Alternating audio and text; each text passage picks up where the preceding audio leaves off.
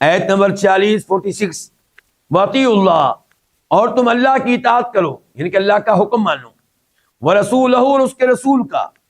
ولا تنازعوا، اور آپس میں نزاع نہ کرو، آپس میں جھگڑا نہ کرو،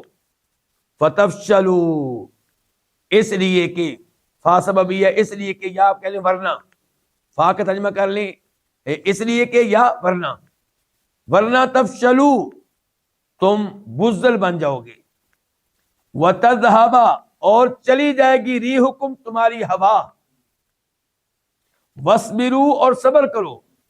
ان اللہ، بے شک اللہ تعالی، مع الصابرین، صبر کرنے والوں کے ساتھ ہے۔ اللہ نے پچھلی آیت میں 2 حکم دیے تھے لڑائی کے موقع پہ، نمبر 1 ثابت قدمی دکھانی ہے، نمبر 2 کثرت سے اللہ کا ذکر کرنا ہے۔ اب کہا تیسرے نمبر پہ وَاطِیعُوا اللَّهَ وَرَسُولَهُ، اللہ کے رسول کے احکام کو ماننا ہے۔ جنگ میں گناہ جائز نہیں ہو جاتے، شراب پینا جائز نہیں ہو جاتا، جنگ کے موقع پہ نمازیں معاف نہیں ہو جاتی، اللہ کے رسول کی اطاعت کرنی ہے۔ اور یہاں پہ بھی آپ دیکھیے کیا کہا ہے کہ اللہ کی اطاعت کرو پھر اللہ کے رسول کی، یا کہا ہے کہ اللہ کی اطاعت کرو اور اللہ کے رسول کی، اور واو کا لفظ ہے، پھر کا لفظ نہیں ہے،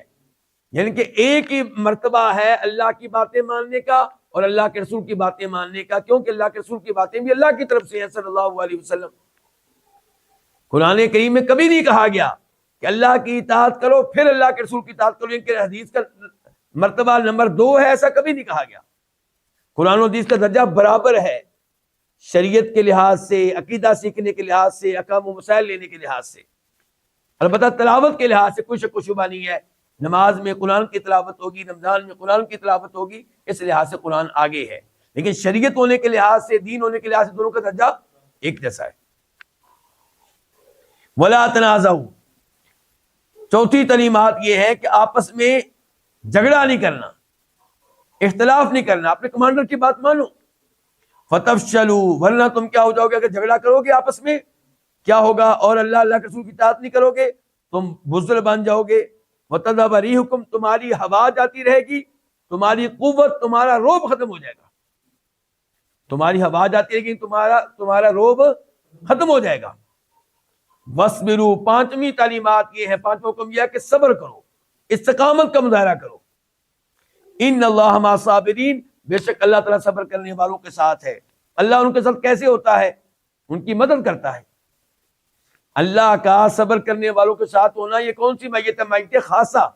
اللہ خاص طور پہ ان کے ساتھ ہوتا ہے، ورنہ عام طور پہ تو اللہ کافروں کے ساتھ بھی ہے۔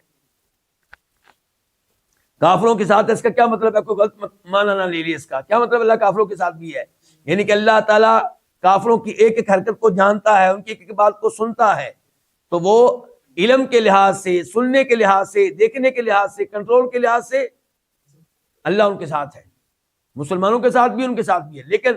مدد کرنے کے لحاظ سے اللہ مسلمانوں کے ساتھ ہے، کافروں کے ساتھ نہیں ہے، الا یہ کہ مسلمان کا اللہ تعالیٰ کو ناراض کر بیٹھے تو الگ بات ہے۔